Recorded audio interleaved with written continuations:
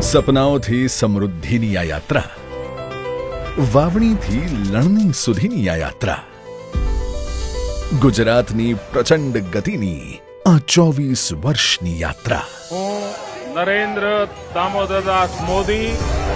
આ સંકલ્પ હતો સેવાનો, સમર્પણનો અને જનવિશ્વાસનો. અને ત્યારે જ થયો હતો વિકાસનો સૂર્યોદય. જ્યાં વર્ષોથી તરસ હતી, ત્યાં માં નર્મદાનો પાલવ પથરાયો. અને જ્યાં હતું ઘનઘોર અંધારું, ત્યાં પ્રકાશ ચારે કોર થયો. જ્યાં દીકરીઓ શાળા છોડતી હતી, ત્યાં ફરી ખુલી સપનાની ચોપડીઓ.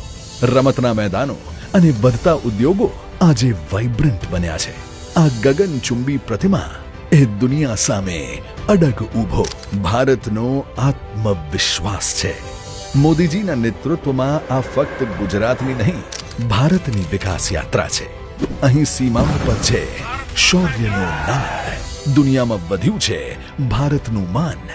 આ યાત્રા છે દેશના અતૂટ વિશ્વાસ અને નિરંતર વિકાસની. આ ઐતિહાસિક દિવસની ઉજવણીના ભાગરૂપે ગુજરાત સરકાર ઉજવી રહી છે વિકાસ સપ્તાહ.